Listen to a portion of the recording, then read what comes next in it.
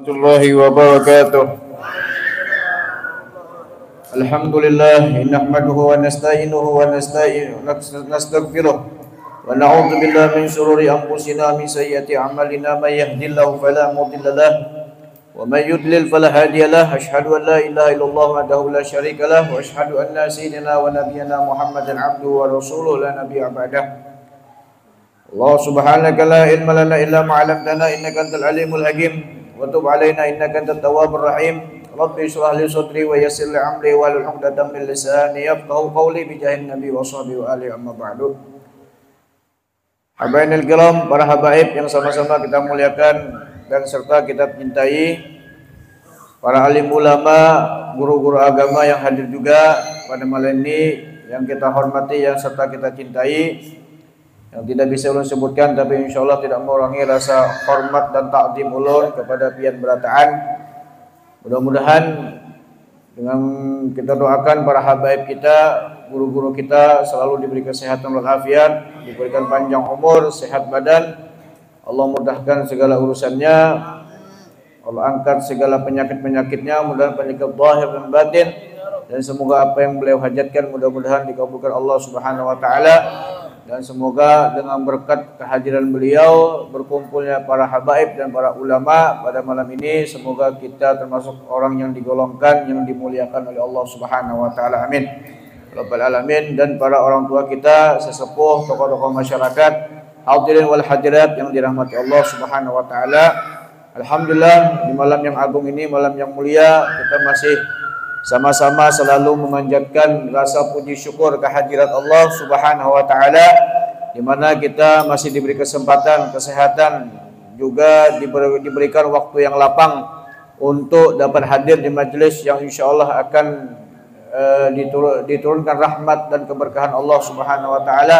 Semoga dengan berkah hadirnya, berkumpulnya kita di majlis malam ini, semoga Allah Ta'ala mengampuni segala dosa-dosa kita, dosa orang tua kita, keluarga kita, dan orang yang kita cintai, dan guru-guru kita, maupun mereka yang telah mendahului kita. Semoga mereka yang berada di alam barzahnya, semoga mendapat rahmat dan ampunan Allah Subhanahu wa Ta'ala. Amin. Ya Rabbal Alamin. Salawat serta salam tak lupa kita aturkan kehadiran junjungan Nabi kita Muhammad sallallahu alaihi wasallam, juga atas para kerabatnya, sahabatnya, dan zuriatnya, dan para pecinta-pecintanya sampai hari kiamat. Mudah-mudahan dengan berkah kita bersolawat, mentakdimkan Rasulullah, membesarkan Nabi Muhammad sallallahu alaihi wasallam, mudah-mudahan insyaallah majlis malam ini yang akan membawa kita ke dalam surganya Allah. Majlis yang insyaallah kelak nanti di akhirat akan menjadikan saksi, mudah-mudahan kita mendapat syafaat Nabi kita Muhammad sallallahu alaihi wasallam, dan semoga kita selamat di dunia dan di akhirat. Amin amin ya rabbal alamin. Sedikit kita menyempurnakan majlis malam ini untuk mengambil tabarruk, mengambil fadilat dalam menuntut ilmu. Semoga yang sedikit ini apa yang ulun sampaikan mudah-mudahan bisa bermanfaat, khususnya bagi ulun pribadi dan kepada para jamaah. Galal musannif rahimallahu taala wa nafa'ana bihi wa bi ulumi fid dan amin. Diriwayatkan daripada Imam Ibnu Majah dan Imam Tirmizi, juga meriwayatkan dari Ibnu Umar radhiyallahu anhuma, dalam hadis Nabi sallallahu alaihi wasallam beliau bersabda, la yaqra'ul junub wal haid syai'an minal Qur'an. Kemarin sudah kita bahas tentang masalah daripada mandi. Tentang mandi. Mandi terbagi dua, ada mandi wajib dan mandi sunnah. Dan hal-hal apapun yang dilarang dalam keadaan orang yang dalam keadaan berhadas. Dalam riwayat tersebut, dalam hadis tadi disebutkan bahwasanya tidak boleh orang yang sedang junub ataupun perempuan yang dalam keadaan haid janganlah membaca sedikit pun daripada Al-Quran. Nah, itu salah satu orang yang dalam keadaan berhadas itu yang diharamkan, salah satunya membaca Al-Quran. Makanya kan ada 5 perkara hal-hal yang orang dilarang atau diharamkan dalam keadaan berhadas besar. Sholat, pertama sholat, maupun sholat wajib, maupun sholat sunnah, apapun itu tidak boleh. Atau bahasa kita sujud syukur pun haram hukumnya, tidak boleh. Sujud syukur umpamanya kada boleh, haram lah. Tawaf membaca Al-Quran dan menyentuh daripada Al-Quran. Itu kalau boleh. Dan salah satu lagi yaitu iktikaf di masjid. Apa iktikaf junub? Iktikaf boleh lah. Nah,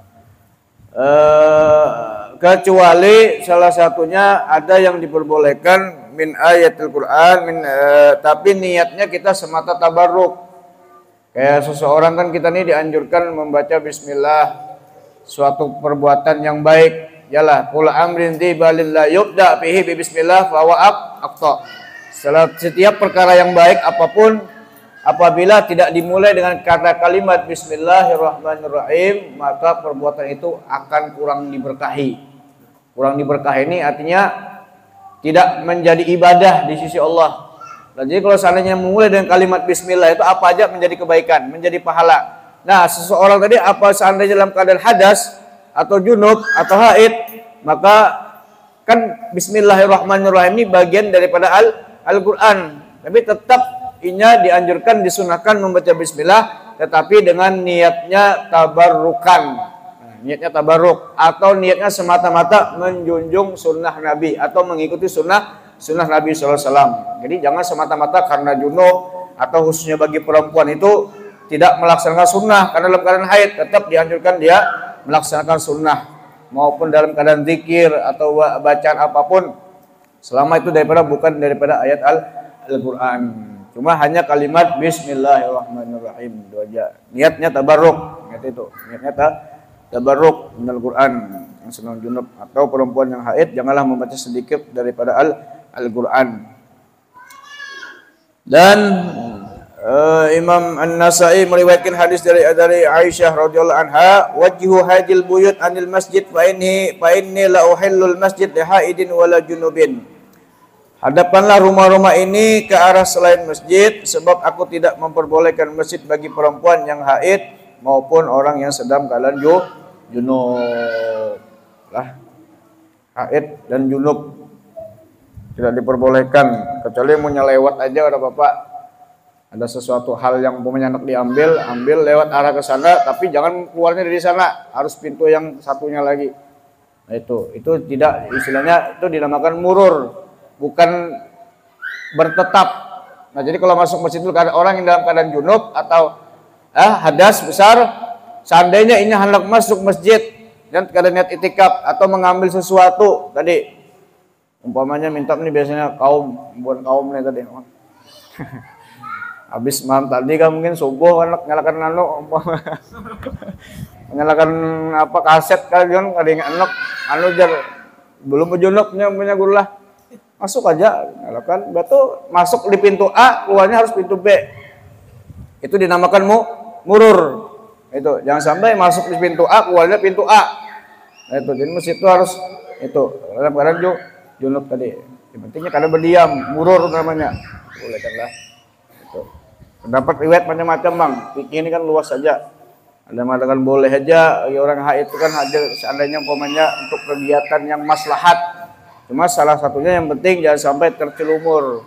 Tapi kalau bisa bagi orang perempuan khususnya lah, di pelatar aja. Kalau ada umpamanya ada majelis atau ada apa aja, kalau bisa di luar, di pelatar aja. Nanti mendengar aja sudah cukup, harus masuk ke dalam mes. Takut dikhawatirkan tercelumur itulah, karena mengandung daripada najis bagi orang yang dalam keadaan haid tadi. Itu. Jadi karena namanya, tapi kalau bisa agungnya lagi kada usah masuk. Kenapa? Karena kita ini menjaga kesucian rumahnya Allah Subhanahu wa taala. Apabila kita memuliakan masjid aja rumahnya, otomatis kita dimuliakan oleh Allah Subhanahu wa taala. Jadi sesuatu apapun yang bergantungan, berkaitan, maka kita pastinya termasuk daripada orang-orang yang dimuliakan Allah Subhanahu wa taala. Nah, itu aja, mudah-mudahan ada manfaatnya lah. Nah, jadi tetap bagi seseorang itu mengamalkan sunnah dalam bacaan apapun, niatnya semata untuk tabarruk. Itulah tabarrukan, mengambil keberkahan untuk mengikuti sunnah Nabi SAW. Baca Bismillahirrahmanirrahim, baca Bismillah boleh.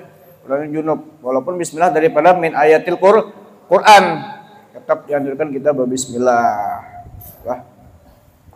Sesuatu apapun. Jadi dan juga Yang dilarang juga bagi orang yang itu salah satunya orang yang junub.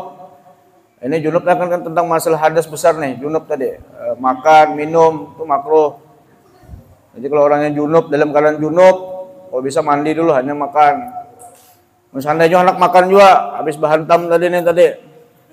2 ronde, 3 ronde, kelaparan sih Din.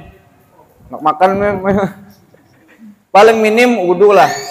Wudu menggantikan tadi nah, wudu. Hanya makan kalau Bapak. Seandainya tadi lah. Kan gitu. Karena apabila makan salah satu mengatakan riwayat, orang yang makan dalam keadaan junub atau minum itu yurusul faqra, mewarisi daripada kefakiran. Nah, hendak kita fakir, makna fakir ini luas lah. Jangan dimanakan fakir yurusul faqra. Faqra ini padahal kita ini kalau sadar banyak hal-hal kita ini yang melaksanakan, maksudnya yang mewarisi kefakiran itu banyak. Hal di sini makna fakir ini bukan maknanya fakir daripada harta atau duit umpamanya. Kalau sengduitan fakir orang mengamalkan ini mewarisi fakir. Tapi dikatakan bisa mewarisi daripada fakir ilmu bisa juga. Fakir akhlak iya juga. Fakir amal iya juga. Nah itu kita dulu dijawabkan gitu lah. Ya, ibaratnya walaupun harta duit tapi ada, tapi akhlak ada luar biasa atau ilmu ada lah. Itu ini sudah harta kedada, ilmu kedada, amal kedada. Nah itu makna fakir ini banyak. Kalau bisa kita hindari sesuatu perbuatan yang mewarisi daripada kefakiran. Nah itu aja sedikit, mudah-mudahan ada manfaatnya lah, ada berkahnya. Ini sedikit menyempurnakan lagi mengambil keberkahan. Kita mintakan sepatah dua kata nasihatnya kepada Al Habib Zainal Abidin Al Idrus. Nih ulun niatnya kita ketujuh aja ulun yang muda-muda nih tampil kan kita supaya menjadikan generasi untuk ke depan ini. Ambil berkah sidin, waktu dan tempat kami persilakan.